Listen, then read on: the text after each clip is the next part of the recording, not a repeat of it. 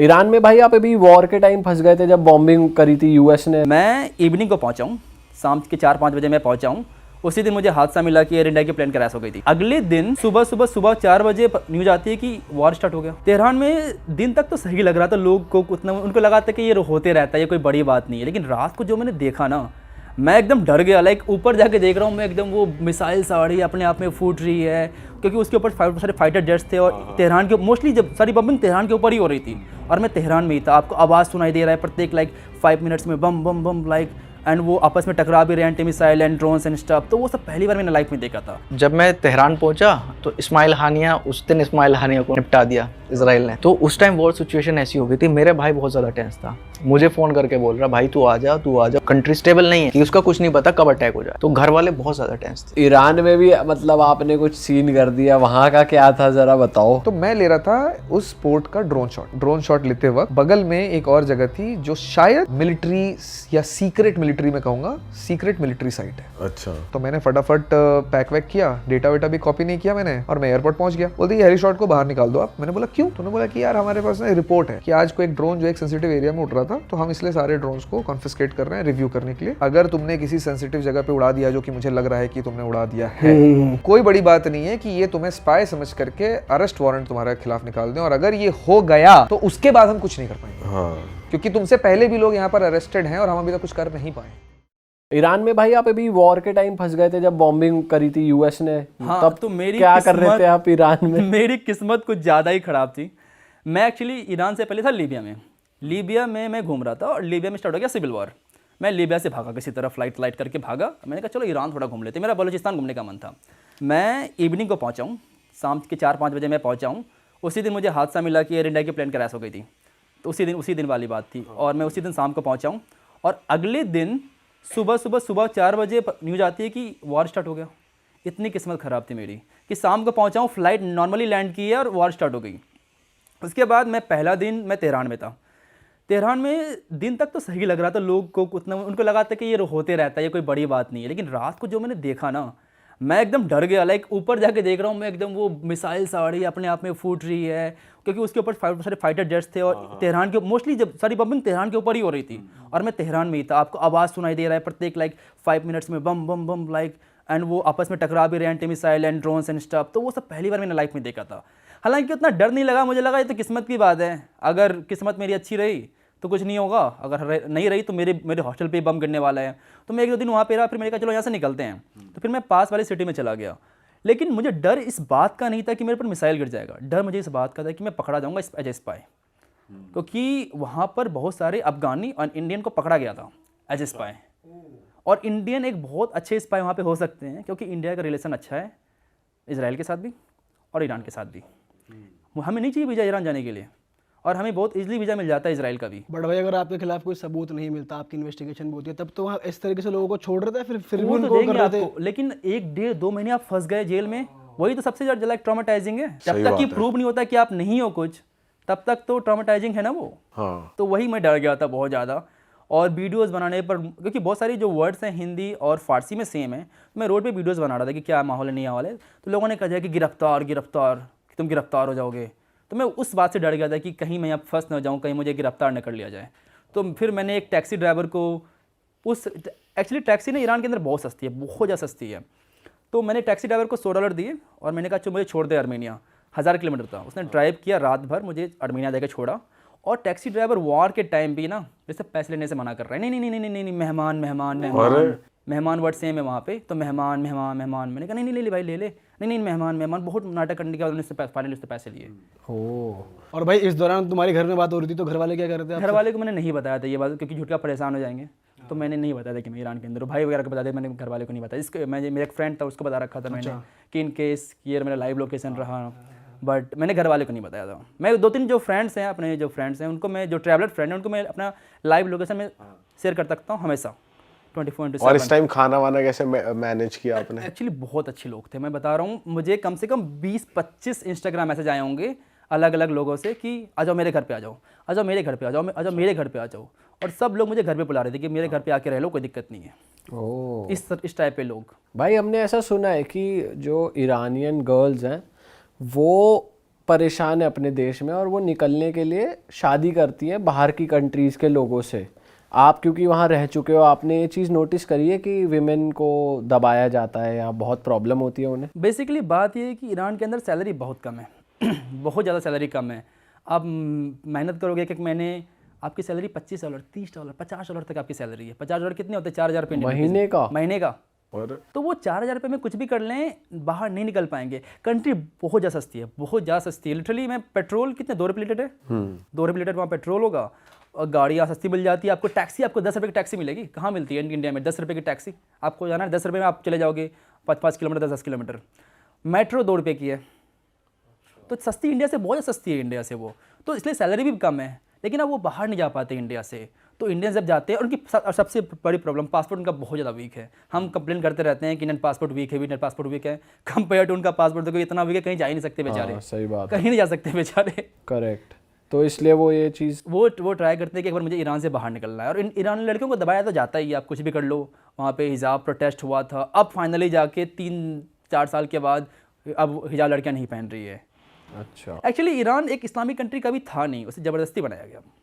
1979 Islamic revolution आया, उसके बाद ईरान इस्लामिक कंट्री बनी। उससे पहले तो वो काफ़ी ओपन कंट्री थी। हाँ, उसकी वीडियोस आती है ना भाई। Afghanistan for example, Afghanistan is the party place like Bangkok. 1970s में अच्छा, काबुल सुना है कि बैंकॉक की तरह पार्टी प्लेस था ये। काबुल, तेहरान, लोग पार्टी करते थे, एकदम शॉर्ट ड्रेस पहनते थे। अब आप जबरदस्ती थोप रहे हो। पर अफगानिस्तान में भी आपने देखा है कि फीमेल्स रोड पे नहीं दिखती है आपको? अब नहीं दिखती है। जब मैं पहली बार गया था अफगानिस्तान, उस समय गवर्नमेंट रूल था, आपको लड़कियां हर जगह दिखती थी। और लड़कियां बहुत अच्छी हिंदी बोलते हैं कंपेयर टू लड़कियां वहाँ पे, क्योंकि लड़कियां ज़्यादा बॉलीवुड देखती है। तो शाहरुख खान के वो ज़्यादा कुछ ज़्यादा ही फैन है वो लोग। तो वो कुछ ज़्यादा अच्छी हिंदी लड़कियां बोलते हैं। लड़कियों से मेरी अच्छी खासी बातचीत हुई थी पहली ट्रिप पे। दूसरी ट्रिप लड़कियां देखी ही नहीं मुझे कहीं। लिटरली लाइक 2-3 लड़कियों से मेरी बात हुई पूरे ट्रिप पे। 1 महीने की ट्रिप थी, 2-3 लड़कियों से मेरा सिर्फ इंट्रैक्शन हुआ है।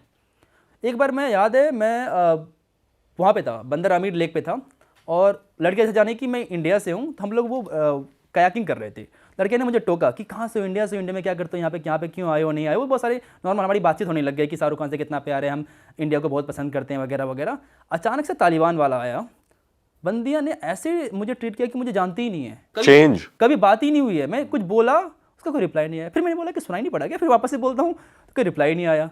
तो उसमें समझ गया कि तालिबान है, तो मुझे रिप्लाई तक नहीं देगी वो। बट आपके साथ मिसबिहेव कर रहा तालिबान के लोगों ने? नहीं, तालिबान के लोगों में कभी मिसबिहेव नहीं किया। मैं एग्जांपल देता हूँ। मैं तीसरी बार गया था जब अफगानिस्तान, एक मेरी अमेरिकन फ्रेंड के साथ गया था।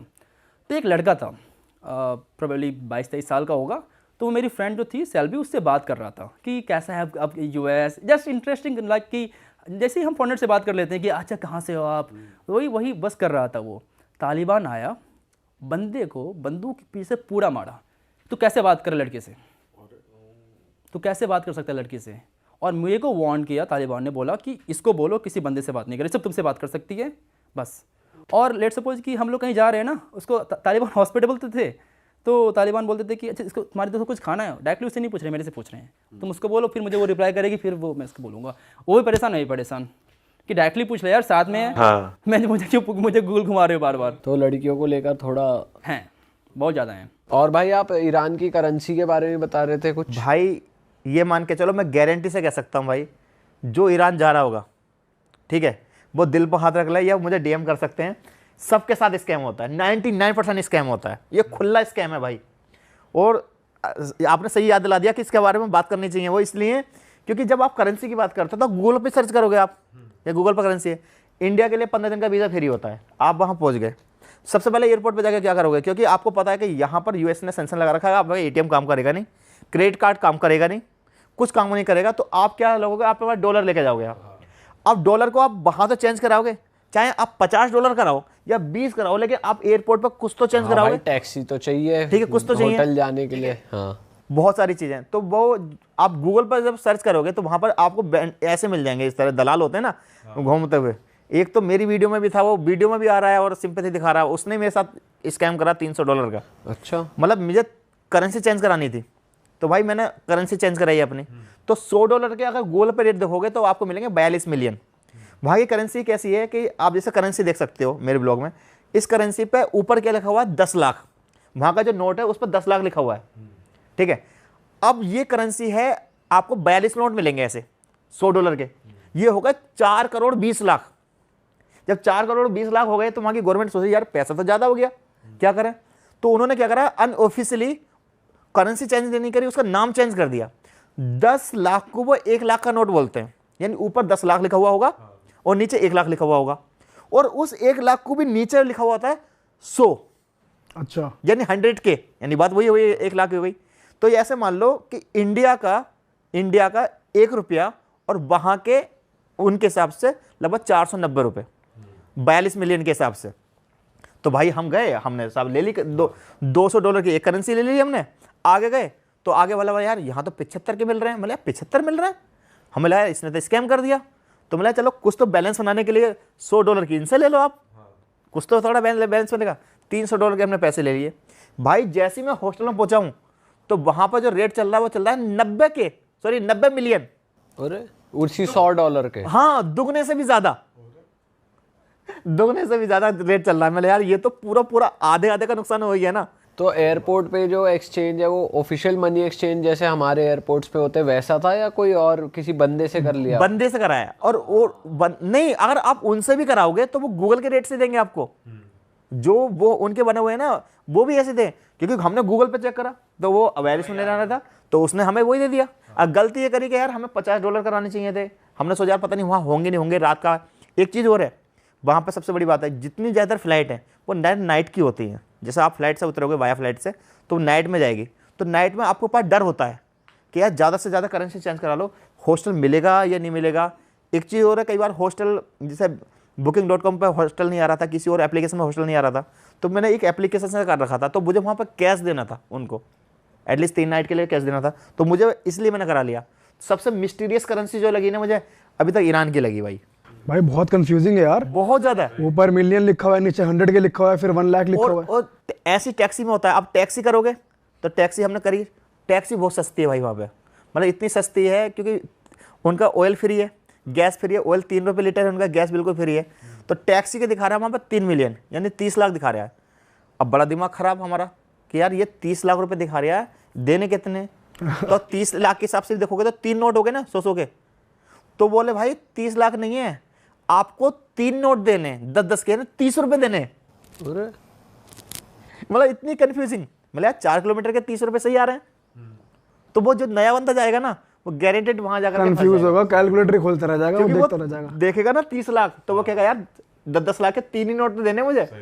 लेकिन पता चला कि वो 30 लाख पहले चलते थे, वहां पर आपको 3 नोट देने। वहां पहुंचती ही बंदा करोड़पति है, सारा एक्सचेंज कराता ही। और एक चीज बताऊं आपको, बहुत सिंपल सा क्या है, सिंपल सा ये है वहां पर करेंसी का मैंने समझा, इंडिया का वहां का मतलब इंडिया के वहां का 100 रुपया यानी 10 लाख रुपया इंडिया के 100 रुपये, ऐसा समझ लो वहां की करेंसी।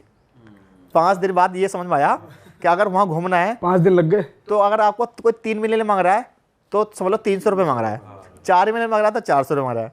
तो खाना सस्ता है, ट्रांसपोर्ट बहुत सस्ता है, मतलब आपको 100-200 रुपये में काम चल जाएगा। तो 200 अगर 3-4 दिन रुक रहे हो आप, वहाँ वेजिटेरियन मिल जाता है खाना? हाँ मिल जाता है, खाना मिल जाता है, खाना अच्छा मिल जाता है, वेजिटेरियन मिल जाता है, ऑप्शन है वहाँ पे। और वहाँ पर एक चीज़ है कि पोर्क नहीं है, क्योंकि इस्लामिक कंट्री है तो वहाँ पोर्क नहीं है। और टैक्सी के लिए कोई एप्लीकेशन थी या आप ऐसे ही? यार टैक्सी के लिए एप्लीकेशन है, बट मुझे नाम ध्यान नहीं है, बट मैं मेंशन कर दूंगा। अच्छा, इस तरीके से नाम ध्यान है, टैक्सी का है। क्योंकि उस पे भी फेयर लिखा आता है ना पूरा, तो वो पागल नहीं बना सकता आदमी बिल्कुल बिल्कुल बिल्कुल। बैठा बैठा। भाई टेम्पररी गर्लफ्रेंड की बात हो रही है तो आप ईरान की वेडिंग्स की कुछ बता रहे थे। ईरान कंट्री में हमने भी एक पॉडकास्ट करा था, हाँ। हमने काफ़ी डिटेल में ईरान की शादी की बात करी थी, तो आपने कुछ अलग ही बताया, हमें थोड़ा सा बताओ क्या है ईरान जब मैं गया ना मेरे लिए बहुत यूनिक था वो, क्योंकि जो आप सोशल मीडिया पे देखते हो, ज़मीन पे देखते हो, ज़मीन आसमान का अंतर है। मैं वहाँ हॉस्टल पर हुआ था तेहरान में, तो मैंने पहली कंट्री देखी कि मुझे वहाँ नमाज के लिए ना जानमाज भी नहीं मिला, मस्जिद भी नहीं मिली। बोले यार ये तो ऑलमोस्ट इस समय लोग कहते हैं रिप्रेजेंट कर रहा है ये, ठीक है, और अमेरिका को जवाब दे रहा है। यहाँ ये कल्चर कैसा है? तो जब मैंने वहाँ समझने की कोशिश करी तो वहाँ पर मैं बहुत लड़कियों से मिला, और जहाँ पर मैंने उनसे शादी के बारे में डिस्कस बात करी वहाँ पर, तो ऑलमोस्ट वहाँ पर ना क्या है, 3 कल्चर है। एक तो वाइट मैरिज है, और वहाँ पे एक टेम्परेरी मैरिज है, ये ज़्यादा है वहाँ पर। तो वाइट मैरिज क्या है कि एग्जैक्टली लिव इन रिलेशनशिप जो यूरोप में चल रहा है, सेम वही, कोई एग्रीमेंट नहीं, कोई दिक्कत नहीं, कोई डॉक्यूमेंट नहीं, शादी कर रहे हैं अपनी वो, ठीक है। दूसरा जो है इनका टेम्परेरी मैरिज, इसको जानना ज़रूरी है। टेम्परेरी मैरिज ये है कि वो लोग शादी करते हैं कुछ दिन के लिए, लाइक 6 दिन के लिए, 8 दिन के लिए, 1 साल के लिए, 1.5 साल के लिए, 2 साल के लिए, और इसे वो टेम्परेरी मैरिज करते हैं। ये लीगल है? यार लीगल है उनके लिए। वो किस चीज़ का सहारा लेते हैं मैं आपको बताऊँ, एक निकाय मुता होता है जिसको इस्लाम एक्सेप्ट नहीं करता, और एक्चुअली वो भी अपने आप को मुसलमान मानते हैं। तो ये चीज़ समझनी ज़रूरी है कि वो क्या करते हैं। जैसे यहाँ के होटल का जो कल्चर है, ईरान का जो लॉ है वो बहुत सख्त है कानून। वहाँ पर नाइट लाइफ के नाम पे ना उनके पास कुछ भी नहीं है। मतलब लड़का और लड़की एक साथ अगर कहीं देख रहे होंगे ना तो वो जगह ट्रांसपेरेंसी होनी चाहिए। लाइक केबिन में खाना खा रहे हैं ना तो शीशे लगे होने चाहिए, जहाँ पर मतलब एकांत में नहीं रह सकते आप वहाँ। और वहाँ पे हमने ऐसा सुना है कि मॉरल पुलिस भी होती है जो आके पूछ सकती है ये लड़का कौन है, ये लड़की मतलब कौन है। डेटिंग कल्चर नहीं है वहाँ। लाइक जैसे वहाँ पर 18 साल के वालिद हो गए आप, लड़का लड़की अगर होटल में जाना चाहे तो उन्हें प्रूव करना पड़ेगा कि वो मैरिड है। इसीलिए वो 6 दिन की शादियां कर रहे हैं। हाँ, मतलब उस चीज़ को मतलब जाने के लिए, होटल में एंट्री लेने के लिए वो शादी करते हैं। और वो ब्लेम क्या लगाते हैं कि ये इस्लाम का हिस्सा है। भाई इस्लाम का हिस्सा नहीं है। मैं इसको क्लियर करना चाहता हूँ, आपके पॉडकास्ट है वो इसलिए हैं क्योंकि एक चीज़ बताइए, ईरान में क्यों हो रहा है, ये बहरीन में क्यों नहीं हो रहा, सऊदी अरब में क्यों नहीं हो रहा, दुबई में क्यों नहीं हो रहा, इजिप्ट में क्यों नहीं हो रहा, मोरक्को में क्यों नहीं हो रहा, युगांडा, जहाँ पर जितनी भी मुस्लिम कंट्री है 57 मुस्लिम कंट्री है, 56 कंट्रियों में क्यों नहीं हो रहा। ये सिर्फ जो हो रहा है सिर्फ ईरान में क्यों हो रहा है, पहली चीज़। दूसरी चीज़, जितने भी आप पॉडकास्ट देखोगे, जितने भी यूट्यूबर्स को देखोगे जो लोग निकाह मोता को प्रमोट करते हैं और वे कहते हैं कि निकाह मोता एक्चुअली इस्लाम का हिस्सा है, तो आप एक चीज़ देखना, जितने भी यूट्यूबर्स उनकी वीडियो बना रहे हैं, क्या उसने बुर्का पहन रखा है लड़की ने? नहीं। क्या उसने रोज़ा रख रखा है? नहीं। क्या उसने नमाज रख रखा है? नहीं। भाई इस्लाम की जो आइडेंटिटी है वो नमाज और रोज़ा ही तो है, बुर्का ही तो है। तो एग्जैक्टली ये वो चीज़ है कि ये लोग इस्लाम को मानते ही नहीं है। ये बाई बर्थ तो इस्लाम में पैदा हुए बट ये इस्लाम को मानते ही नहीं है। अब जब निकाह मुता की बात कर रहे हैं तो ये क्लियर करना ज़रूरी है कि ये हम में से नहीं है, क्योंकि जो हम सुन्नी मुस्लिम हैं वो इसको एक्सेप्ट नहीं करते। यहाँ तक जो अहले हदीस है वो भी नहीं मानते। हमारे प्यारे आका के दौर में इसको रोक दिया गया था, वो है ही नहीं। सिर्फ जो मानते, आई एम सॉरी टू से, मैं नहीं सिया सुन्नी वाली बात नहीं करना चाहता, बट वहाँ के लोग ही करते हैं। और जो अगर कोई उलेमा इसको सपोर्ट भी कर रहा है तो वो सिया समुदाय से ही है, कोई और नहीं कर रहा। मैं उन पर ब्लेम नहीं लगा रहा, अच्छे बुरे लोग हर जगह होते हैं, लेकिन इससे अलावा आप खुद देखिए ना कि आप भी पॉडकास्ट कर चुके हैं, ये चीज़ें ईरान में क्यों मिलती हैं, किसी और कंट्री में क्यों मिलने तैयार नहीं है। होता ना, मैंने बहुत सारी वीडियो देखी कि यार लोग इस्लाम छोड़ रहे हैं। भाई वो एक्चुअल में इस्लाम है ही नहीं। ये सेम वही चीज़ हो गई कि मुझे नहीं कहना चाहिए कि जैसे सनी लियोनी है, वो सिवाज क्या थी, वो अब वो साड़ी पहनती है। कोई यूरोप का बंदा आए और वो कहे साड़ी पहन करके देखो भारत का कल्चर ये है, तो भारत का कल्चर तो ये नहीं है ना। एक लड़की पूरे इंडिया का कल्चर रिप्रेजेंट नहीं करेगी साड़ी पहन करके। सेम इसी तरीके से जो वो कर रही हैं लड़कियां सिर्फ जिना के लिए, जिना समझते हो आप, मतलब जिना जो होता है, हम कुछ कह नहीं पा रहे क्योंकि हमें नॉलेज ही नहीं है। जिना एग्जैक्टली रोमांस के लिए और शादी से पहले वो चीज़ करने के लिए। अच्छा, ये लोग सिर्फ होटल में एंट्री पाने के लिए इस चीज़ को करते हैं। और ये बताना इसलिए ज़रूरी है कि भाई ये हम में से नहीं है, दुनिया को बताना ज़रूरी है। क्यों? और वो कितने दिन तक वैलिड होता है भाई वो तो 6 दिन, 8 दिन, 10 दिन, 12 दिन, 15 दिन, 1 साल, 1.5 साल। पर उस कंट्री में ये करना लीगल है, मतलब वो कोई क्राइम नहीं है। हाँ, ओके, ये है वहाँ पर। ठीक है। तो वहाँ ये सिर्फ सेक्सुअल नीड्स के लिए और इनके लिए चल रहा है। ये सिर्फ वही चल रहा है। और ऐसा भी आप बता रहे थे कि बाहर के लोगों से क्यों कर रहे हैं शादी? हाँ, क्योंकि देखो यार एग्जैक्टली वहाँ पर सख्तियाँ तो है। जैसे मैंने नाइट लाइफ के नाम पे कुछ भी नहीं है। और होता क्या है कि एक कंट्री है वहाँ पर कुछ भी नहीं है, और अगर आपको बाहर का एक्सेस नहीं है, बाहर का पता नहीं दुनिया में क्या चल रहा है, तो आपको कोई दिक्कत नहीं है। लेकिन जब आप सुनते हो कि यार दुबई, यार यहाँ की नाइट लाइफ, जब आप सुनते हो वियतनाम, यहाँ की नाइट लाइफ, थाईलैंड, यहाँ की नाइट लाइफ, तो आपका मन करता है यार वो चीज़ करने का, क्योंकि आपके पास सोशल मीडिया का एक्सेस तो है ही ना। तो आप क्या करोगे फिर? आप बाहर जाना चाहोगे। वहाँ पर अभी अब फाइनेंशियली क्राइसिस बहुत ज़्यादा है। अब यूएस ने सेंसन लगा रखा है, वहाँ पर करेंसी बहुत डाउन हो चुकी है वहाँ पर। तो वो वहाँ के कुछ लोग जो है इस तरह के, वो वहाँ से निकलना चाहते हैं एग्जैक्टली। अब उसके लिए वो क्या करते हैं कि उन्हें एक ऐसा पासपोर्ट चाहिए या ऐसा बंदा चाहिए जिसकी एक इमेज हो। और आप देखोगे एशिया में, एशिया के अल्हम्दुलिल्लाह हर जगह इंडिया की पासपोर्ट की इज्जत है compare to like Pakistan, Bangladesh या अफगानिस्तान, पासपोर्ट की है। तो वहाँ पर आप देखोगे कि अभी आप देखोगे जो शादियाँ हो रही हैं या इंडिया के लोग शादियाँ कर रहे हैं ज़्यादातर, वो रीज़न यही है कि वहाँ की लड़कियाँ वो छोड़ना चाहती हैं और वो एक ऐसा पासपोर्ट चाहती हैं या ऐसी जगह जाती हैं जहाँ पर उन्हें आज़ादी हो। पाकिस्तान से ज़्यादा वो इंडिया को प्रेफर कर रही है वहाँ की बहुत लोग, जब मैं हॉस्टल में गया तो बहुत सारे लोग पाकिस्तानी वहाँ भरे पड़े हैं, दे मतलब देवर अप्रोचिंग कि यार हमें हो, लेकिन ऐसा नहीं है कि वो चलाएंगे लड़कियां, उन्हें मना कर रही है। हाँ मना कर रही है वो, और जो पकड़ रही है वो इन्हें पकड़ रही है। ईरान में भी मतलब आपने कुछ सीन कर दिया, वहाँ का क्या था जरा बताओ। ईरान कुछ ज़्यादा ही हो गया यार, ठीक है। ईरान में एक्चुअली मतलब डर लग गया यार मुझे। मतलब अभी मुझे लगता है पब्लिकली मैं पहली बार बात कर रहा हूँ, मेरी वीडियो में भी मैंने ठीक से बात नहीं करी है इसके बारे में। एक वीडियो अभी आएगी शायद कल परसों, ये पता नहीं ये एपिसोड कब आ रहा है, उसके आगे पीछे आएगी या कब आएगा मुझे नहीं पता। लेकिन क्या हुआ ना ईरान में कि ईरान थोड़ा भी वॉर जोन पे ही है, 10-12 साल से लगातार है ही, और अभी कुछ ज़्यादा ही इजराइल फ़लस्तीन के चक्कर में। तो मेरे पास थोड़ा ऐसा टूरिस्ट ना वहाँ पे ड्रोन लेके जा सकते हैं, बड़े वाला भी, बट रजिस्ट्रेशन करना पड़ता है। बट वॉर के चक्कर में रजिस्ट्रेशन प्रोसेस को उन्होंने नलीफाई कर रखा है। बट मेरे पास इधर उधर से थोड़े बहुत इफ़ एंड बट में हेल्प थी कि मैं लेकर के जा सकता था, क्योंकि मैं सिनेमैटिक कंटेंट बनाता हूँ, बिना ड्रोन के मेरा काम ही नहीं चलता। तो इतनी समझ मुझे है कि कहाँ क्या करना है क्या नहीं करना है, मैं खुद भी बहुत केयरफुल रहता हूँ। तो एक पोर्ट है बलूचिस्तान में, ईरान के अंदर भी एक एरिया है बलूचिस्तान, अच्छा, बलोच लोग रहते हैं वहाँ पे। Balochistan is divided in 3 parts, one goes in Afghanistan, one goes in Pakistan, one goes in Iran. Pakistan वाले बलोच के बारे में आपने भी कुछ दिन पहले सुना भी होगा, अभी कुछ दिन पहले एक ट्रेन अटैक हुआ था, so that was done by Balochis people, so it's a very sensitive area. तो बलूचिस्तान में ना ऐसे बॉर्डर है ईरान और तो बॉर्डर के इस तरफ पाकिस्तान में एक पोर्ट है ग्वादर, जो चाइना ने बनाया है। पाकिस्तान चाइना कॉरिडोर का सबसे बड़ा पार्ट है वो, और पर्शियन गल्फ का इस वक्त सबसे मेजर पोर्ट वही है, सबसे ज़्यादा वही यूज़ होता है, और वो इकलौता पोर्ट है उस एरिया में, तो सारे कंट्रीज उसी को यूज़ कर रहा है, मोनोपोली है। ईरान के पास एक पोर्ट है 40 किलोमीटर पहले इस तरफ, ईरान के साइड में बलूचिस्तान में ही, उसका नाम है चाबहार। चाबहार बहुत छोटा पोर्ट है, क्योंकि ईरान के पास पैसे नहीं, सैंक्शंस नहीं, यूएस ने दबा रखा है पूरी तरीके से, तो उसको डेवलप नहीं कर पा रहा था। तो इंडिया ने उस पोर्ट को अपने कॉन्ट्रैक्ट पे लिया है। काफ़ी टाइम से इंडिया ने उसके ऊपर ध्यान रखा हुआ है, 2013, 14, 16, 2003 में अटल बिहारी वाजपेयी के टाइम पे भी कुछ हुआ था, लेकिन अभी मेजर एक कॉन्ट्रैक्ट हुआ है ईरान और इंडिया के बीच में पिछले साल मई 2024 में। 10 साल तक India is going to take care of that port, not take care like overtake that port, उसका पूरा ऑपरेशंस, डेवलपमेंट, सब कुछ वहाँ पे जितने भी मोबाइल क्रेन्स आए हैं, 5 आ चुके हैं, 5 और आने वाले हैं, सब इंडिया कर रहा है। So India is basically developing that port as a strategic counterpoint to the Gwadar port, which is the Chinese port. तो इससे दो चीज़ें हो गई, इंडिया का भी दबदबा आ गया ट्रेड में वहाँ पे, एक इंडिया का जो कॉरिडोर बन रहा है रशिया तक, यूरोप तक जाने के लिए, पूरे CIS कंट्री, अफगानिस्तान, ये सब जाने के लिए, उसका रास्ता खुल गया इंडिया के लिए। तो ये बहुत स्ट्रैटेजिक है, क्योंकि अभी तक हमको क्या होता था, बिजनेस करने के लिए पाकिस्तान के थ्रू होकर जाना पड़ता था, पाकिस्तान मना कर देता था, हमारा सारा लॉस हो जाता था, वो हमने बाईपास कर लिया।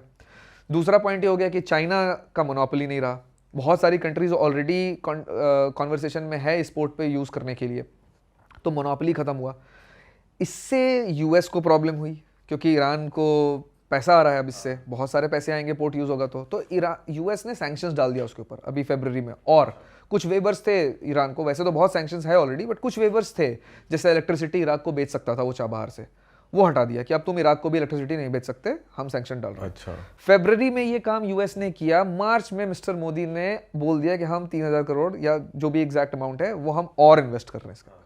मतलब it was like such a bold move against US, ठीक है, टुवर्ड्स ईरान। और चाइना पूरी तरीके से इसको अपोज नहीं कर पा रहा है, क्योंकि चाइना यूएस के अगेंस्ट रहता है, तो चाइना बड़ा न्यूट्रल उसमें पड़ गया है कि यार नुकसान तो मेरा हो रहा है, लेकिन यूएस के अगेंस्ट हो रहा है, ये तो इंडिया यूएस के अगेंस्ट खड़ा हो रहा है, तो थोड़ा सपोर्ट कर दे रहा है वो, थोड़ा सा तो न्यूट्रल कंडीशन में, तो इंडिया को एक्चुअली कोई रेजिस्ट कर नहीं पा रहा इसके लिए। अच्छा, it's a very good point to talk about, and I was there. Balochi people इतने अमेजिंग, खाना हमारे जैसा, हिंदी समझते हैं, कढ़ाई गोश्त खाते हैं यार, और बीफ वीफ नहीं खाते भाई, है मुस्लिम कंट्री है तो बीफ वीफ है, लेकिन ना के बराबर है भाई, प्रॉपर मटन, चिकन, अंडा, ये सब खाते हैं वो, और एकदम कढ़ाई वाला, मसाले वसाले सब दिखा करके मैंने सब देखे उसमें, सारे हल्दी, करी वरी बढ़िया, प्रॉपर एकदम, मतलब प्रॉपर इंडियन खाना ही है भाई। और ऐसे लोगों के बारे में, ऐसे जगह के बारे में इंडिया इतना इन्वेस्ट कर रहा है, तो मुझे लगा कि इसके बारे में बात करनी चाहिए।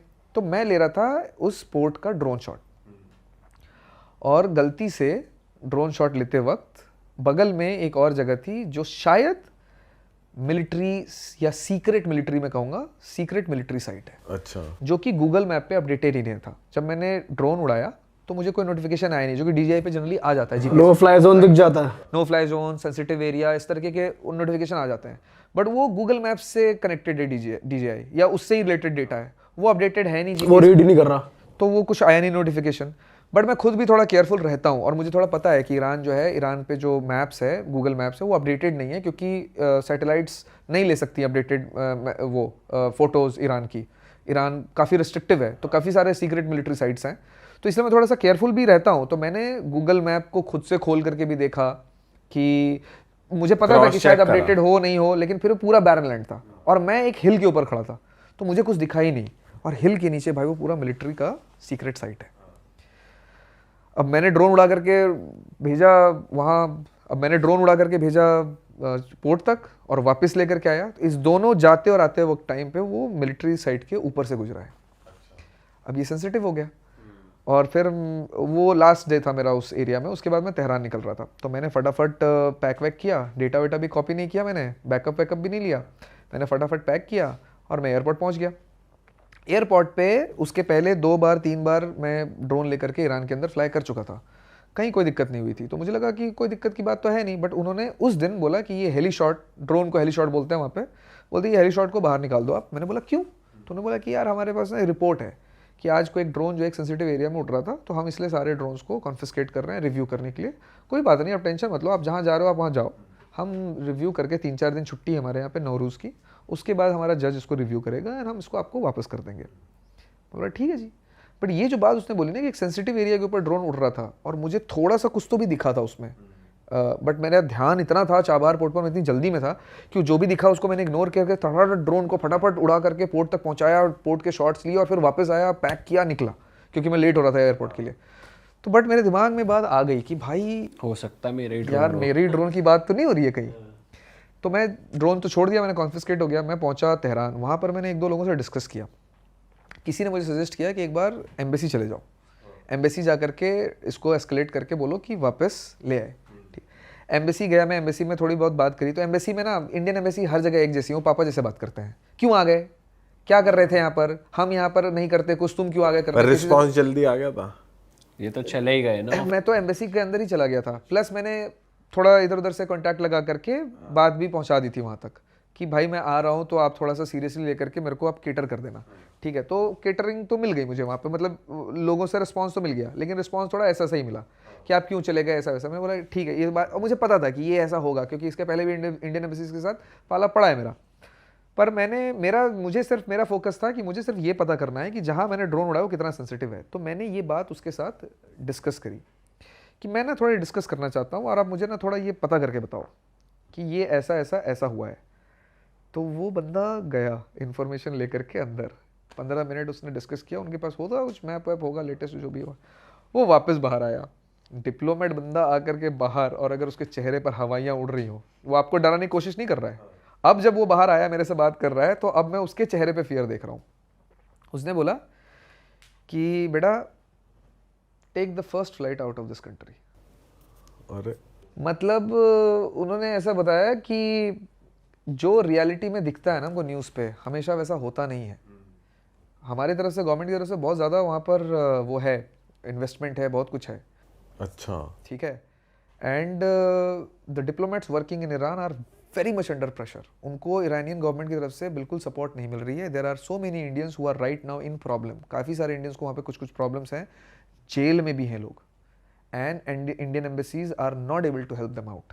तो उसने ये कहा कि बेटा ये अभी वॉर जोन है ऑलमोस्ट। अगर तुमने किसी सेंसिटिव जगह पे उड़ा दिया, जो कि मुझे लग रहा है कि तुमने उड़ा दिया है, तो कोई बड़ी बात नहीं है कि ये तुम्हें स्पाई समझ करके अरेस्ट वारंट तुम्हारे खिलाफ निकाल दें, और अगर ये हो गया तो उसके बाद हम कुछ नहीं कर पाएंगे। हाँ, क्योंकि तुमसे पहले भी लोग यहाँ पर अरेस्टेड हैं और हम अभी तक कुछ कर नहीं पाए हैं।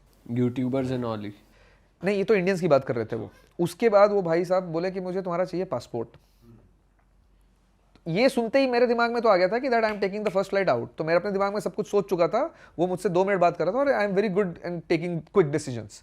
तो मैं 2 मिनट में डिसाइड कर चुका था कि भाई जो भी होगा मैं कहीं निकलने के बाद बैठ के रिसर्च करूंगा। अभी फिलहाल मैं पहले यहाँ से निकलूंगा। लेकिन उसने मेरा पासपोर्ट मांग लिया, बोला कि आई नीड योर पासपोर्ट। तो मैंने पासपोर्ट क्यों चाहिए आपको? बोला नहीं, I just need your passport and just sit here for 10 minutes. और वो पासपोर्ट लेकर के 20 मिनट के लिए गायब हो गया। Oh shit. तो मुझे ऐसा लगा कि भाई डिप्लोमेट ना डिप्लोमेट ही होते हैं, उनके लिए ग्रेटर गुड कंट्री का ना ज़्यादा बेटर होता है। एक आदमी मार दो और इंडिया और ईरान का रिलेशनशिप अच्छा हो जाए तो वो एक आदमी को मार देंगे, कोलेटरल डैमेज है। मुझे लगा भाई मैं कोलेटरल डैमेज तो नहीं बनने वाला, पासपोर्ट लेके कहाँ चला गया ये, सही बात और फट गई मेरी। लेकिन उस 20 मिनट में मेरे पास वो जो टाइम था, मैंने उसमें बोला कि जरा मैं अपनी तरफ से भी रिसर्च कर लूँ कि किसी ने कुछ किया तो नहीं है। तो क्या पता चलता है कि 2 ब्रिटिशर्स ट्रैवल व्लॉगर्स इसी जनवरी में 2025 में अरेस्ट हुए हैं ड्रोन इस्तेमाल करने के लिए। और लास्ट ईयर एक फ्रेंच बंदा था, उसने ईरान तुर्कमेनिस्तान के बॉर्डर पे ड्रोन उड़ाया था उसने, और उस चक्कर में उसके खिलाफ अरेस्ट वारंट निकला था, और वो इस वक्त पे 9 साल की सजा काट रहा है। मतलब 9 महीने से वो नहीं, 8 साल की सजा काट रहा है, और 9 महीने से वो ऑलरेडी जेल में है। और फ्रेंच गवर्नमेंट कितनी पावरफुल गवर्नमेंट है और वो कुछ नहीं कर पा रही है।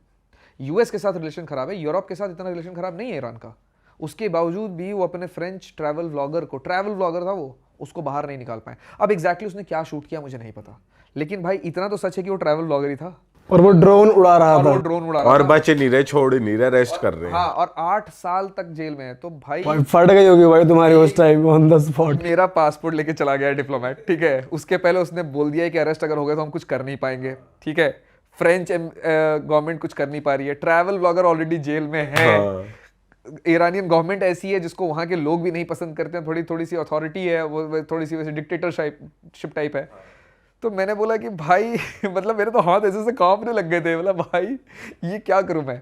और नेटवर्क अच्छा है नहीं वहाँ पे, तो मैंने एक फ्रेंड को फ़ोन किया, मैंने बोला भाई get me first flight out from here. तब तक वो भाई साहब आ गए, वो शायद मेरे ख्याल से चेक वेक करने गए थे कि सही में इंडियन है कि नहीं है, कोई सही में पाकिस्तानी स्पाई ना हो, फेक पासपोर्ट लेकर के ना आ गया हो। कुछ तो कर रहे होंगे ना, कुछ तो करने गए थे, या फिर सिर्फ कॉपी बनाने गए हो या डेटा नोट करने गए हो, जो भी है। 20 मिनट के बाद आए वापस, एंड ही सेड कि पैसे हैं या मैं टिकट बुक कर दूं।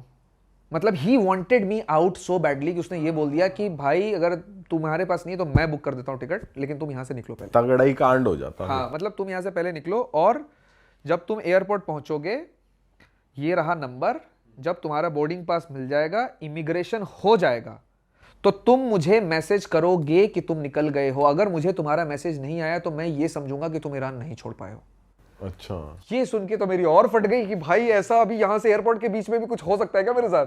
तो बोला कि बिल्कुल हो सकता है। मैंने पूछ ली बात कि हो सकता है क्या कुछ, बोला बिल्कुल हो सकता है। In fact if I am not wrong, they even know that you are right now in this embassy talking to अस।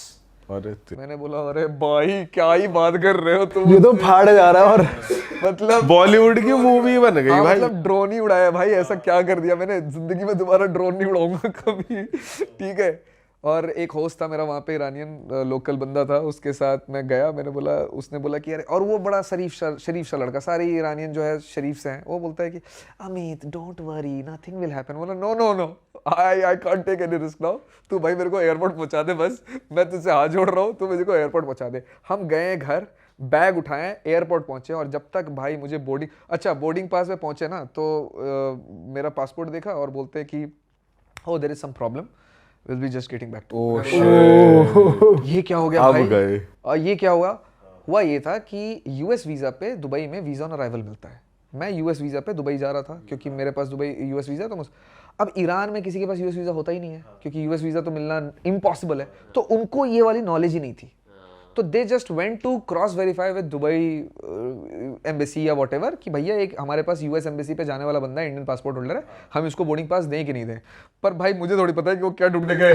वो 10 मिनट तक जब तक आए नहीं है ना, तब तक मैंने जितने भी लोगों ने सबको मैसेज कर दिया कि भाई I think this is the last message, हो सकता है इसके बाद मेरा मैसेज ना आए, हो सकता है इसके बाद मैं वो हो जाऊँ, अरेस्ट हो जाऊँ या डिटेन हो जाऊँ। अगर हो गया तो this is my last location. I was at the boarding counter of this airline ओ भाई साहब, from Tehran to Dubai at this point. ये मैसेज मैंने अपने जितने भी मेरे ट्रैवलर्स फ्रेंड है ना, हम एक दूसरे को अपडेट देते रहते हैं कि क्योंकि मम्मी पापा को तो दे नहीं सकते, घबराते रहेंगे, तो हम आपस में देते रहते हैं और हम ध्यान रखते हैं। 2-3 लोग हैं हम लोग ऐसे जो आपस में मैसेज करते रहते हैं। ये मैसेज मैंने भाई भेज दिया था कि this is my last location, ठीक है, इसके बाद क्या होगा मुझे पता नहीं है। फिर वो आई, उसने बोला कि now you are get ready to have the boarding pass. Boarding pass मिलने की इतनी खुशी मुझे इसके पहले कभी नहीं हुई थी। अब तो चलो निकल ही जाऊंगा इमिग्रेशन। बोर्डिंग पास को ऐसे देख रहा था महबूबा हो मेरी कि आ गई है मेरे पास, ठीक है। और उसके बाद इमिग्रेशन में जब उसने ऐसे मुस्कुरा करके मुझे देखा और ठप्पा लगाया ना, मैंने बोला अरे भाई बच गए। क्या बचाऊं मैं, आपने टेक्स्ट करा उनको? बचाऊं मैं। और उसके बाद मैं बाहर आया, मतलब आया, फिर भी मेरी फटी हुई थी। जब तक फ्लाइट ऐसे टेक ऑफ नहीं हो गई ना, तब तक मेरी फटी हुई थी हर चीज को लेकर के। और जब प्लेन भी रुकवा देंगे तो जब तक टेक ऑफ हो गई ना, टेक ऑफ क्या होने लगा, भैया अब तो दुबई जाकर के उतरेगी, अब तो बीच में नहीं उतरनी चाहिए। और फिर भाई मेरी जबान ही निकल रही थी, मतलब मेरे मुंह से आवाज़ नहीं निकल रही थी। जब मैं दुबई पहुंचा हूं ना, तब मैंने कैमरा उठाया और मैंने बात करना शुरू किया कि भाई सुनो क्या हुआ है मेरे साथ। उस एयरपोर्ट पे तो मेरी आवाज़ ही नहीं निकल रही थी। So that's what all happened in Iran. लेकिन ये last 24 hours of my Iran does not change my perception about Iran. Last 14 days, मेरे को वैसे 28 दिन होना था वहाँ पे, लेकिन जो पिछले 14 दिन में ईरान में हुआ है मेरे साथ, भाई it is one of the most amazing countries I have ever seen. वहाँ के लोग, वहाँ का फूड, वहाँ का लैंडस्केप, वहाँ के जो भी चीज़ें, हवा में कुछ एक अलग ही वाइब है भाई। मेहमान नवाजी किसको कहते हैं, वो ईरानी ये बहुत सुना है भाई वहाँ के बारे में कि भाई बहुत अच्छे से ट्रीट करते हैं, बहुत ज़्यादा अच्छे से। बट आई होप कि इंडियंस वहाँ जा कर के, जो कंटेंट क्रिएटर्स भी हैं कुछ ऐसे, जो वहाँ पहुँच करके हमारा नाम ना खराब करें from just because to get some content. But so far I was loved like anything. हर शहर में इतनी मेहमान नवाजी हुई, घर घर बुला करके रुकवाया, लोगों के साथ रहा। एंड बेस्ट पार्ट, लड़कियां इतनी आउट गोइंग है वहाँ पे, उतनी आउट गोइंग तो मुझे यूएस कनाडा जैसे फ्री सोसाइटी में भी नहीं लगी। लड़कियां दे आर सो कॉन्फिडेंट। कोई एक्सपीरियंस बताओ। एक नहीं, बहुत सारे एक्सपीरियंस है। शिराज सबसे पहला जो शहर था, वहाँ पर जो मेरे होटल में लड़की काम कर रही थी, उसने मुझे सीधा ही पूछ लिया कि लंच पे चलोगे, सीधा ही पूछा। अच्छा। मैंने बोला यार ईरान से ये एक्सपेक्टेड नहीं है मुझे, और किसी शहर में, देश में ये हुआ है मेरे साथ बहुत बार, तो मुझे लगता है कि हाँ ठीक है यार चलो। उसने सीधा पूछा लंच पे, और लंच पे मैं जब गया हूँ तो उसने बोला कि पापा आ रहे हैं मुझे पिकअप करने, so they would like to meet you too. तो मैंने बोला ठीक है यार चलो मिल लेते हैं तुम्हारे पापा से इसी बहाने। क्यों मीट यू टू क्या मतलब, हमको वापस मेरे होटल तक वो पापा ही ड्रॉप कर देंगे। उसके पापा मुझसे मिले और फारसी में पता नहीं क्या, मैंने उनको ऐसे सलाम वलाम बोला जो मैं बोलता हूँ, और फारसी में उन्होंने अपनी बेटी को बोला कि इसको बोलो कि कल हमारे यहाँ जो फेस्टिवल है, एक नवरूज़ का फेस्टिवल होता है, वो हमारे साथ मनाए, और ना सिर्फ साथ मनाए, रात में हमारे यहाँ घर पे रुके भी। होटल बुकड है मेरा, पर the next day I was there with that family. उनके साथ मैंने घर में बैठ करके उनका पूरा वो फेस्टिवल में वो 7, 8, 10 चीज़ें होती हैं, खाना बनाते हैं, अच्छा खाना खाते हैं, सब उनके साथ घर में मैंने बनाया, और पूरी रात में उनके वहाँ पे रहा हूँ। और उसकी मम्मी, जो लड़की है उसकी मम्मी बिल्कुल अपने माँ की तरह एकदम 3 बार 4, मतलब सो के उठाने की, नाश्ता कर लो, सोने जा रहे हो अब खा लो, कुछ खा लो, अच्छा फल काट देती हूँ, तो जैसे घर पे होता है, मम्मी यहाँ कैसे पीछे पड़े थे, खा लो खा लो खा लो खा लो खा लो, सेम ऐसे ही। एक छोटा सा साउथ में शहर था बंदर अब्बास, नॉर्मल घूम रहा था उसमें, क्या बोलते उसको, मॉल में, नॉर्मल मॉल के अंदर घूम रहा हूँ और कुछ व्लॉग कर रहा था। 2 लड़कियाँ एकदम से आई सामने, are you a tourist? Yes. इतनी आउट गोइंग, बढ़िया कॉन्वर्सेशन। व्हाट आई सी इस 3 घंटे के बाद मैं उनके घर पे हूँ। डिनर के लिए बुलाया उन्होंने घर पे, होटल बुकड है मेरा, फुल प्रेशराइजेशन कि नहीं रुक जाओ, बट उस दिन मैं रुका नहीं, बहुत सारा काम था, डेटा बैकअप था, ये था वो था, तो मैं उनकी मेहमान नवाजी मतलब 6-7 घंटे में उनके पास रहा, जब तक मुझे ऐसा नहीं लगा कि हाँ अब उनको भी ऐसा लग गया होगा कि मैं यहाँ से जल्दी नहीं भागना चाहता था। मतलब I was also there, I wanted to enjoy my time with them. And वो वहाँ पर ना ये बॉलीवुड की कुछ मूवीज़ बहुत पॉपुलर हैं। कौन सी? शोले, शक्ति, बहुत पॉपुलर है। मतलब वहाँ पर काफ़ी सारे लोग अमिताभ बच्चन और उसको हेमा मालिनी को बहुत जानते हैं, ठीक है। तो शाहरुख, कुछ नए लोग तो शाहरुख खान को भी जानते हैं, लेकिन अमिताभ बच्चन बहुत ज़्यादा फेमस है, धर्मेंद्र बहुत ज़्यादा फेमस है। Sholay is a cult movie there. तो उसके गाने हैं वो महबूबा ओ भाई, बंदे ने बजाया ये बड़े बड़े स्पीकर्स। वो मेरे वीडियो का पार्ट है, पता नहीं वो वीडियो कब रिलीज होगी, आपके सामने आसपास ही होगी, कब होगी पता नहीं, लेकिन वो वीडियो जब रिलीज होगी तो आप भी देखना जब आपको मौका मिले। इंटरेस्टिंग भाई यार। भाई साहब ने गाना बजाया है वो, और डांस किया है महबूबा पे ऊपर, और पूरी फैमिली ने किया है, बाद में मेरे को भी नचाया है, ठीक है भाई। फुल महफिल बना दी पूरी, प्रॉपर है, प्रॉपर। और ये सिर्फ इसीलिए क्योंकि मैं इंडियन हूँ, सिर्फ इंडियन होने के लिए है ये। मतलब अगर आप दूसरे जगह से होंगे आप तो भी आपको प्यार मिलेगा, लेकिन वैसा नहीं मिलेगा जो इंडियंस को मिल रहा है भाई। भाई ये इज्जत बनी रहे इंडियंस की वहाँ पे। मैंने तो अपनी तरफ से पूरी कोशिश करी भाई, कि मैं तो पूरी एकदम इज्जत अफजाई करके आया हूँ, ठीक है। जो ये मेरा काम होता है, इंडिया को मैं अपने से बहुत आगे रखता हूँ, रखना भी चाहिए, क्योंकि you represent your country when you are out, ठीक है।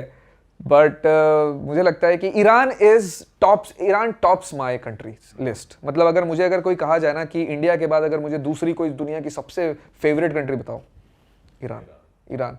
गिवन अ चांस मेरा ड्रोन मेरे को वापस मिल जाए, या ये कॉन्फर्मेशन आ जाए कि नहीं भी मिले तो मैं वहां जाऊंगा और अरेस्ट ना हो जाऊंगा, तो मैं फिर जाना चाहूंगा। भाई अब तो आप वहाँ मत ही जाना भाई, देखो कुछ भी हो सकता है।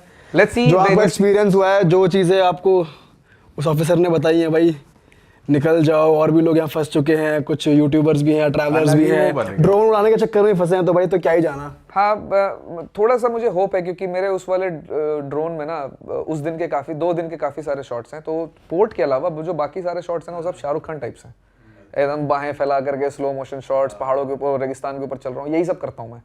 तो ये काफ़ी सारे हैं उसमें, तो मे भी शायद उनको लगे कि ठीक है यार, क्या पता जज भी शाहरुख खान का फ़ैन हो, इंडियन मूवी का फ़ैन हो, ठीक है, तो क्या पता दे दे।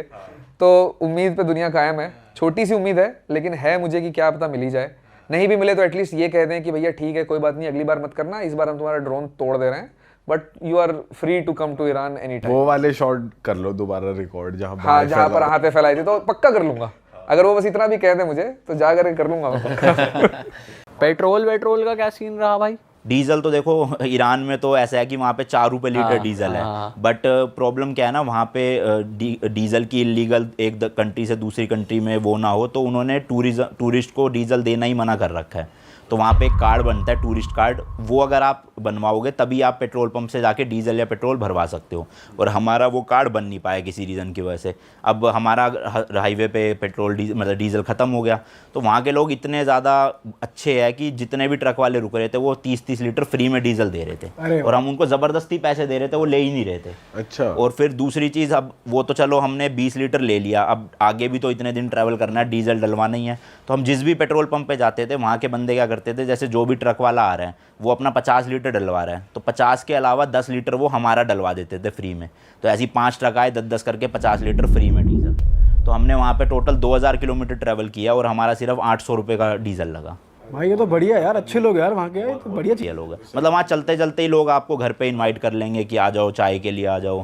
तो मतलब बहुत जैसे ईरान की ना लोगों के मन में एक वो बनी हुई है कि बहुत टेररिज्म होगा या लोग अच्छे नहीं होंगे, बट ऐसा कुछ नहीं था। मेरे को मतलब सबसे ज़्यादा मज़ा जो है ना लोगों के मामले में वो ईरान और टर्की में ही आया, मतलब वहाँ के लोग बहुत बढ़िया थे। किसी के आप घर पे गए, किसी ने आपको बुलाया चाय हाँ, पे? 2-4 लोग बने थे वहाँ पे, एक हमारे गाइड थे वो थे, उनके साथ भी गए, तो मतलब अच्छे लोग थे काफ़ी। पैसे नहीं लेते थे आदि जगहों पे कि मतलब कुछ चीज़ दे रहे हैं तो पैसे लेने से मना कर देते, जैसे उनको इंडिया नहीं पता, उनको हिंदुस्तान पता है। तो मतलब हम शुरू में हम इंडिया बोलते तो उन्हें समझ नहीं आता था, फिर किसी ने अपने मुंह से बताया कि हिंदुस्तान, तो फिर हमें पता चला कि एक्चुअल में इन लोगों को हिंदुस्तान पता है।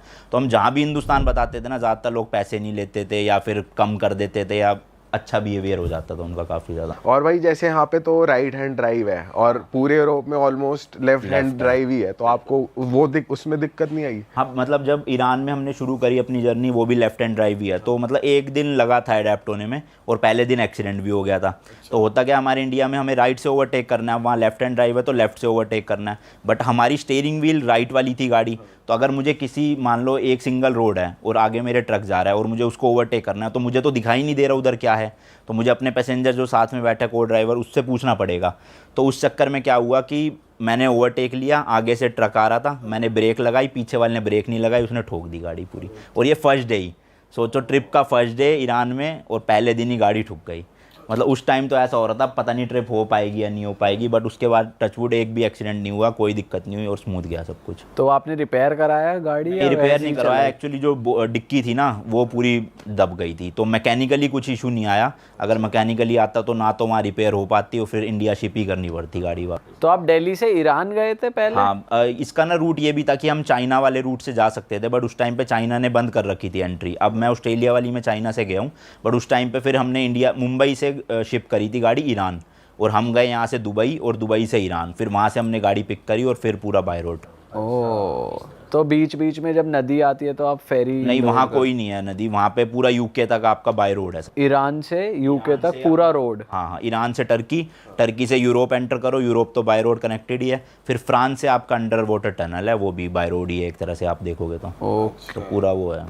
तो प्रॉपर हाईवे बना हुआ है या फिर कैसे, मतलब क्या कैसा स्ट्रक्चर कैसा है? डिपेंड करता है कंट्री टू कंट्री। जैसे ईरान में कई जगह पहाड़ी इलाके भी थे, कई जगह रेगिस्तान थे दूर दूर तक, और मेजोरिटी जो यूरोप था उसमें सारी जगह हाईवेज ही थे बढ़िया, 3 लेन 4 लेन 5 लेन ऐसे हाईवेज ही बने। तो आपको बीच में से रोका है रास्ते में कि भाई चेकिंग वेकिंग कराओ? हाँ, ईरान में रोका था, हम ओवर स्पीड कर रहे थे तो पुलिस वालों ने रोक लिया साइड में, तो वही चालान काट रहे थे वो इंडिया के 2000 रुपये। तो हमारा इंडिया में भी थोड़ी सी आदत है ना कि सर देख लो जो बन जाए, तो हमने वैसे ही वहाँ ट्राई किया, तो वो उसे पता चला कि इंडियन है, तो उसने कहा कि चलो कुछ भी दे दो, आप सोविनियर दे दो एज आ। तो हमने इंडिया का 10 रुपये का नोट था वो दे दिया, उन्होंने छोड़ दिया। अरे तो मतलब चालान नहीं काटा। ये बढ़िया है, उसे मालूम था उसकी बारी 10 रुपए। हाँ मतलब वो पैसे नहीं मांग रहा था बाद में, वो कह रहा कुछ भी सोविनियर दे दो, सिक्का हो कुछ भी अपनी कंट्री का या दूसरी कंट्री वो का, कह रहा भेंट दे बस दो वैसे मुझे ही कोई। दे दो। हाँ भाई वैसे अगर अभी की बात करें करंट सिचुएशन की, ईरान में वहाँ पे वॉर अभी चल रही है, हम सोशल मीडिया पे देख पा रहे हैं, तो आपकी फैमिली ने कुछ बोला नहीं, आपको ऑब्जेक्टिफाई नहीं करा कि मतलब वो कुछ नहीं? जिस टाइम मैं ईरान में था, शादी के लिए भी गया था, उसी टाइम ये वॉर वाली सिचुएशन हुई थी। जब मैं बताता हूँ, जब मैं ईरान में पहुंचा तब वहाँ के जो प्रेसिडेंट थे रईसी, तब हेलीकॉप्टर क्रैश में उनकी दुर्घटना में वो मृत्यु हो गई थी। उसके बाद फिर जब मैं तेहरान पहुंचा तो इस्माइल हानिया, उस दिन इस्माइल हानिया को निपटा दिया इजराइल ने, ठीक है। तो उस टाइम वॉर सिचुएशन ऐसी हो गई थी, मेरे भाई बहुत ज़्यादा टेंस था, मुझे फ़ोन करके बोल रहा भाई तू आ जा, वो कंट्री स्टेबल नहीं है, कि उसका कुछ नहीं पता कब अटैक हो जाए। तो घर वाले बहुत ज़्यादा टेंस थे कि तू उसे लिया, जबकि मैं अंदर था, कुछ नहीं था भाई। लोग बिल्कुल बेफिक्र थे वहाँ के, क्योंकि मैं बात करता रहता था, इंटरेक्शन करता रहता था। इवन इसके जो मामा वगैरह हैं वो पॉलिटिक्स से बहुत ज़्यादा रिलेटेड हैं, वो भी कह रहे हैं अरे रिलैक्स रखो, कुछ नहीं होना। Let me say also, sorry, this thing.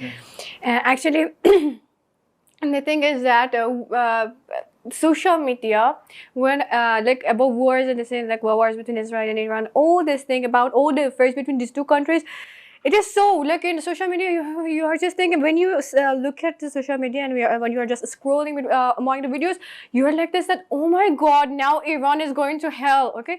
But actually now you call your father, mother and friend and they say that we are in the party, okay? We are in the party, like that, like this. Actually nothing is happening. Social media is so different from the reality. In social media, always there is exaggeration. अब आप हमारी media को देख लो, उनके मैं देखता हूँ उनमें साफ ही लिखा होता है कि ईरान को इजराइल ने निपटा दिया, ईरान में तबाही, इस तरीके की चीजें आती हैं, जबकि हकीकत में ऐसा कुछ नहीं है। ओके। जो ये इजराइल और ईरान की जो चीज़ है, ये सिर्फ गवर्नमेंट चीज़ है। और भाई आप सिंस आप एक हिंदू हो, तो आपको ऐसा लगा क्योंकि ईरान एक इस्लाम कंट्री है, तो वहाँ जाकर आप अनसेफ फील कर रहे हो या लोग आपको थोड़ा आउटसाइडर फील करा रहे हैं या वेलकमिंग नहीं है, ऐसा लगा आपको? अब मैं आपको एक इंसिडेंट बताता हूँ इसी बात से। मुझे लैपटॉप में अपने VPN करवाना था, तो मैं फ़ाइज़ा के साथ गया, हैमदान में बू अली स्ट्रीट है, वहाँ पे मुझे VPN इंस्टॉल कराना था। तो उसने करा और मेरे लैपटॉप पे माता की फ़ोटो लग रही है, तो वो लगी है, उसने छूटते ही कहा शिव शिव। तो मतलब उनका रिलीजन से कोई हेटरेट है ही नहीं, ठीक है। इवन जब लोग मेरे गले में माला देखते थे तो वो यही कहते थे कि are you do meditation, you are doing meditation, can you tell us. तो मैंने उनको बताता भी था। तो वो लोग जिस रिलीजन को फॉलो करते हैं उसमें कहीं भी रेडिकलाइजेशन नहीं है। जो भी है उनका, चाहे वो मुस्लिम्स हैं या दूसरे भी रिलीजन हैं ईरान के अंदर, उसके अंदर ये चीज़ नहीं है कि भाई अगर तुम हिंदू हो तो तुम मेरी नज़र में काफिर हो, वो नहीं है। 1% जो काफिर रिस्पेक्ट करते हैं, रिस्पेक्ट करते हैं। मैं आपको बता रहा हूँ ना, इसके रिलेटिव्स मेरे लिए अलग बर्तन में खाना बनाते थे, क्योंकि वो मेरे रिलीजन की रिस्पेक्ट करते थे, वो मेरे बिलीफ की रिस्पेक्ट करते थे। वो मुझे कभी फोर्स नहीं करा कि अरे चिकन खाओ, चिकन, कभी नहीं, क्योंकि इसके मामा, इसके चाचा सब। तो भाई हम थोड़ा ऑफ ट्रैक चले गए, वॉर पे चले गए। अभी आपके घर पे रिंग सेरेमनी हुई, इनके फादर आए, उसके बाद नेक्स्ट स्टेप कैसे हुआ, आप लोग वो कैसे माने और मैरिज कैसे हुई, थोड़ा क्विकली बता दो ताकि हमें रूल्स पता रहे। या मतलब you want to say that thing? That thing. Which thing? In Hindi. In Hindi. Okay. Do you know this thing that no, Hindi. मैं छोटी छोटी बोल सकती हूँ? छोटी छोटी, okay. So, let me ask a question. In Hindi, in Hindi it means मैं आपसे कुछ पूछ सकती हूँ। हाँ, सकती हूँ। हाँ जी, पूछ सकते हो आप, बिल्कुल पूछो। So, तुम्हारी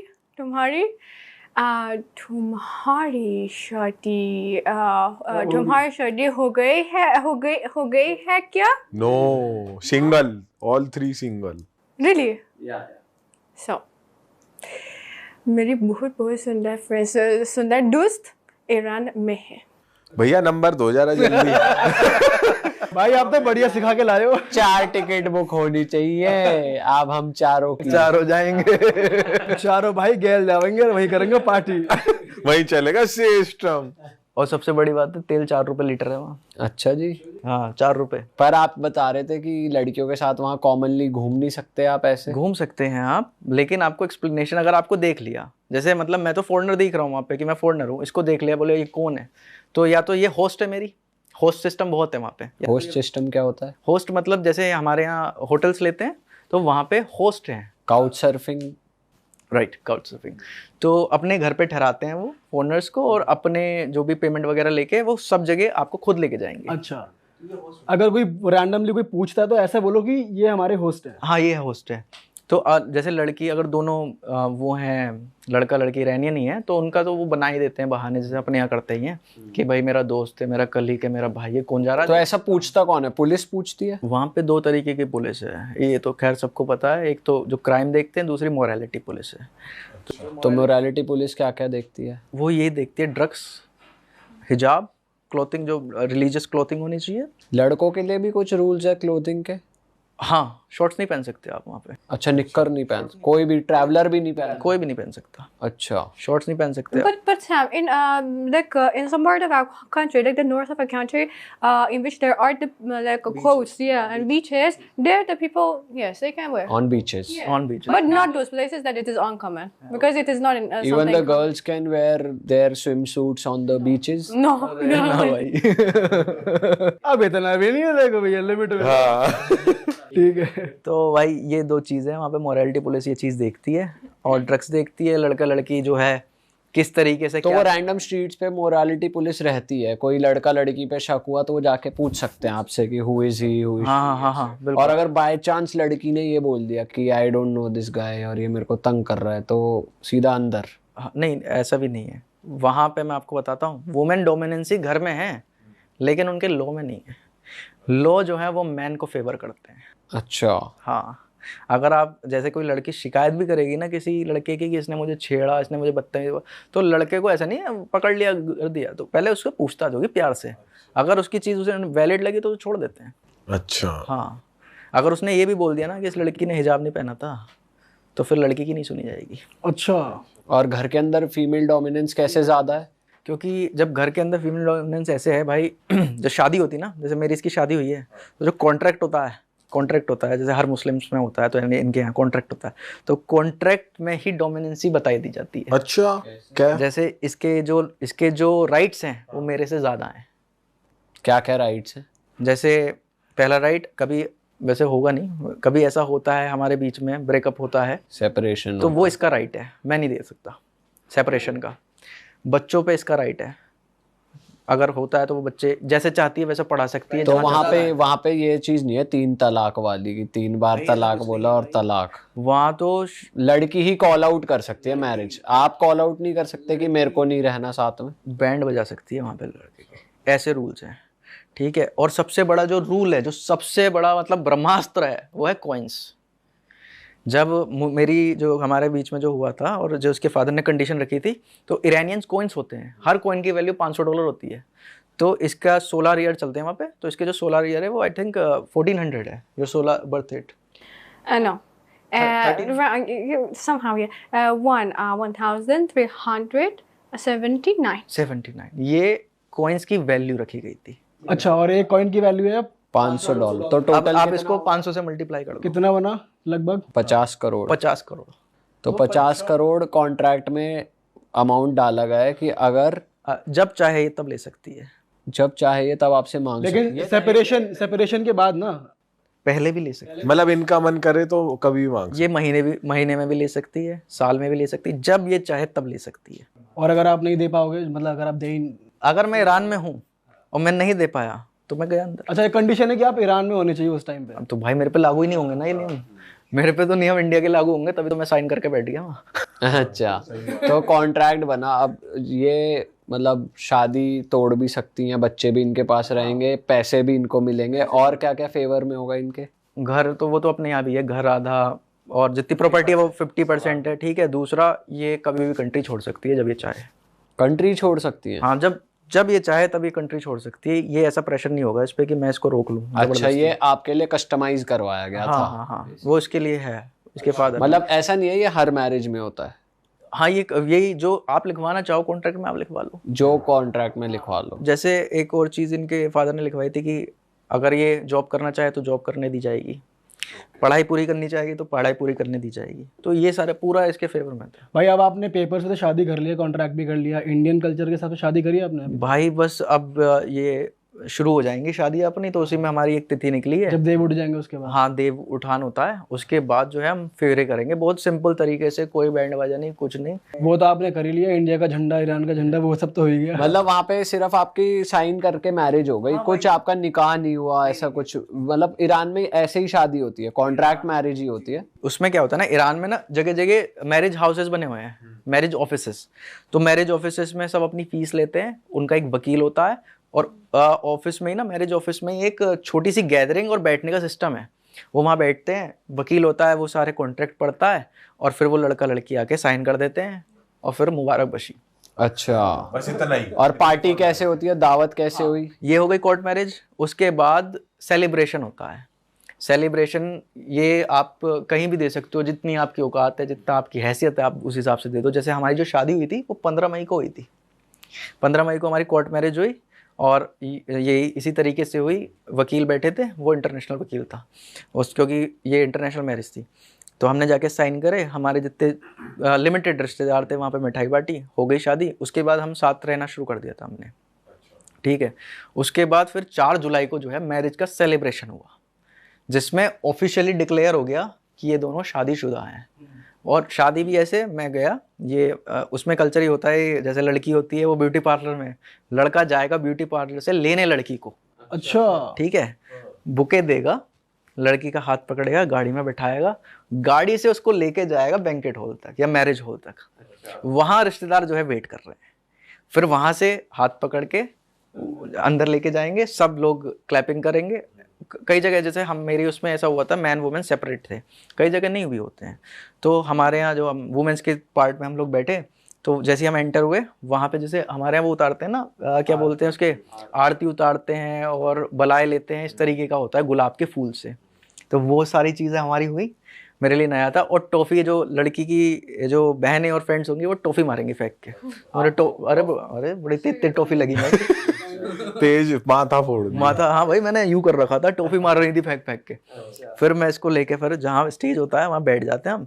उसके बाद लड़के को ज्वेलरी लेनी होती है लड़की के लिए, माँ बाप नहीं लेके देते, लड़का ही लेके देगा। तो मैंने वहाँ ज्वेलरी खरीदी थी। मेरे मतलब फादर तो बना के गए हैं, लेकिन फिर भी मैं इसके लिए खरीदी थी मैंने वहाँ पे ज्वेलरी। वहाँ मैंने इसको जो ज्वेलरी दी वो अनाउंस होगी, ये ज्वेलरी है। अच्छा, बात लगन बात लिखे जा रहे हैं, चिट्ठी पड़ी जा रही है ऐसे। यहाँ पे क्या, जैसे रिश्ते पे होता है ना कि ये मिला है लड़के को, तो ये दिया है लड़के ने। हाँ, फिर एक बार फिर वकील आएगा, वकील पूरा कॉन्ट्रैक्ट पढ़ेगा, ठीक है। और फिर सब लोग, लड़का कहेगा कॉन्ट्रैक्ट से आप राजी हो? बोले हाँ जी, हमसे राजी। लड़की राजी? बोले राजी। बेले बोलते हैं, बेले। यस, बेले। तो मैंने बोला, इसने कहा जब मैं यूं करूं तो बेले बोल देना। तो जिसने यूं करा, मैं बेले। हमें क्या पता क्या बोल रहा हो। तो हमने बेले कर दिया और चले गए अपना बेले करके। तो उसके बाद वो गोल्ड जो है, वो जो महिलाएं थी उन्होंने बताया कि भाई लड़के ने गोल्ड दिया है, अब वो गोल्ड मुझे इसको पहनाना था। उसी टाइम मैंने इसको पहनाया, रिंग पहनाई। जो रिंग जैसी मैंने पहनाई, शादी हो गई। चलो, मैंने रिंग पहनाई, हाथ ऊपर करा, हाँ, माथा चूमना जो भी है। उसके बाद डांस प्रक्रिया शुरू हो जाती है। वही सब भाई डांस तो बहुत तगड़ा करते हैं वहाँ सिंक में, है ना? ऐसे बैठ के वही करते हैं, एक पैर पे ऐसे बैठ। हाँ, वो कुर्दिश है, वो कुर्दिश डांस है जो उनका डांस है यार। अगर हम लोग लड़के करेंगे ना तो हमको गे बोलेंगे। अच्छा, ठीक है। वो इस तरीके से ऐसे करके, मतलब वो बहुत लहर खा लचक वाला डांस लड़के करते हैं। लहर मारते हैं बहुत तगड़ी। म्यूजिक कैसा है? वैसी ईरानियन म्यूजिक है। अच्छा, बहुत अच्छा म्यूजिक है ईरान में। हाँ भाई आपने डांस नहीं करा वहाँ पे? मैंने भाई इंडियन भंगड़ा मारा वहाँ पे है, और मुझसे 3-3 बार कराया इन्होंने। अच्छा जी, कौन से गाने अपने ही बजाए थे, उनके ही गानों पे हाँ, भंगड़ा? अपने बजाए थे शादी गली। अच्छा जी, या और मैंने जो भंगड़ा करा वो इसकी जो मौसी हैं बुआ हैं, उन्होंने मुझे 3-3 बार नचाया, बोले हमें देखना है। मैं तो देखो किसी ने करा भी कॉपी? हाँ करा। अच्छा, बढ़िया मौज काटी मतलब। हाँ भाई you liked his dancing moves? Yes, actually, I like, but I know that even he said to me that before, right now is he said to me that after his father death, he didn't dance that much, actually at all, and so it was in our marriage he. After that thing, it was the first time that he आप had अपनी danced. Mummy को लेकर गए थे marriage में? वो video call पे थी। Okay, his mother was on the video call. Yeah, and not actually. Even we had a live, so here they could watch. हाँ मैंने उस टाइम यूट्यूब पे लाइव कर दी थी शादी। ओह, हाँ मैंने लाइव करी थी, और मैं ये दिखाना भी चाहता था लोगों को। मैंने कहा यार इस तरीके से होती है। जो मेरा बाद में जो कंटेंट बन गया वो मेरा शादी के ऊपर ही आ गया कि भाई ये ट्रेडिशन होता है। तो खैर नेट उतना बढ़िया नहीं चला, लेकिन हाँ लोगों ने बहुत मजे करे, उन्हें एक नई चीज देखने के लिए मिली। अच्छा, फिर डांस वांस हुआ, उसके बाद क्या हुआ? डांस वगैरह करा हमने, और उसके बाद जो था भाई मैं अपना इंडिया का फ्लैग ले आया। उस टाइम जाने का टाइम आ गया था हमारा। इंडिया का फ्लैग लाया, वहाँ पर रेज हुआ, सबने क्लैपिंग करी, सब खड़े हो गए फ्लैग देख के, अपना हमारा भारत का फ्लैग देख के सब लोग खड़े हुए हैं बकायदा, क्लैपिंग करिए। फिर मैंने इसके हाथ में फ्लैग पकड़ाया, वहाँ पे फोटो सेशन हुआ, हाथ पकड़ा, फिर मैं इसको ले गया। और उसके बाद एक और रस्म होती है, जब मैं इसको कार में ले जा रहा था तो ये होता ब्राइड फॉलो, पीछे से कारें फॉलो करती हैं। अच्छा, काफिला सा चलता है। और खूब लड़कियां चीखती हैं, जैसे कोलकाता में होता है ना, इस तरीके। वहाँ कैसे चीखती है? How they scream? I don't know. Even I don't know. It is hard for me because I'm at I don't know. It is like it is sorry, I don't know properly, but like like that. I don't know how to do it. With some kind of screaming sound. Now my throat is not good, but तो भाई वो follow करते हैं पूरा, मतलब पूरा हैमदान के चक्कर में। भाई वैसे देखा जाए तो आपकी साइड से सिर्फ आप ही थे, कोई था ही नहीं मतलब? कोई नहीं था भाई, हाँ अकेला ही था मैं। मिस कर रहे होगे आप घर वालों को? उस टाइम आज जब वीडियो कॉल करी ना मैंने मदर को, थोड़ा इमोशनल हो गया था उस टाइम। हाँ भाई, आएगी घर वालों की याद। बताओ कहाँ पैदा हुए, कहाँ जाके शादी करी, और भाई वहाँ का डांस कर रहे हैं, बताओ तगड़ा। मम्मी अंदर ही अंदर गाली भी दे रही होगी कि तू आ तो सही, तुझे बताती हूँ, कूटूंगी आज तुझे। ना हाँ ये तो हुआ, लेकिन मैंने उनसे कहा था, मैंने कहा आप चलना चाहो चलो, लेकिन उनको फ्लाइट से लगता है डर भाई। हाँ तो वो एक रहता है ना, तो वो नहीं गए। तो भाई जब मैं लड़का जो है कभी वुमेन्स साइड जाएगा, मैन साइड जाएगा, तो जब मैन साइड में गया तो सब लोग खड़े हो गए थे, और सब लोग बिल्कुल, मैं तो भाई इस तरीके से अपना, वो सब लोगों ने हाथ मिलाया बढ़िया। कुछ लोग ऐसे भी थे जो पाकिस्तान में इरानियन एम्बेसी में भी थे। अच्छा, वो भी मिले, वो हिंदी में बात कर रहे थे मेरे से। अच्छा, हाँ तो वहाँ ये इस तरीके का कल्चर हुआ, सबसे इंट्रोड्यूस हुआ मैं। और उसके बाद डांस शुरू, हमने कुर्दिश डांस करा। कुर्दिश डांस वैसे करके होता है, ऐसे वो हाथ में रुमाल लेके इस and तरीके it's a move like Kurdish dance is like this, that you have to move your shoulder only like this. और पैरों को ऐसे ऐसे करना। And the feet, but the focus must be बहुत here बढ़िया, more. कुर्दिश कल्चर मेरे को बहुत बढ़िया लगा। फिर उसके फॉलो किया, उसके बाद क्या उसके फॉलो करा, हम घर पहुंचे, वहां भी इस तरीके से दोबारा से वो होती है, नजर उतारी जाती है, और फिर वहाँ वो वाले गेम नहीं होते, दूध में अंगूठी गेर दी और कौन ढूंढ ऐसे कोई गेम्स नहीं होते कपल्स के कि किसका राज चलेगा और ऐसा? ना भाई वो राज कर तो दिया, कॉन्ट्रैक्ट में सारे राज बना दिए, उसे दे दिए सारे राज। ये भी ठीक है। अच्छा, आप बता रहे थे आप सारे रिलेटिव्स के घर जा रहे थे, तो ऐसा होता है कल्चर कि सब आपको रोटी पे इनवाइट करते हैं? हाँ, ये शादी के बाद सारे रिलेटिव, जितने भी क्लोज रिलेटिव्स होते हैं, वो अपने घर पे इनवाइट करते हैं और गिफ्ट देते हैं। वहाँ पे गिफ्ट के रूप में गोल्डन कार्ड चलता है।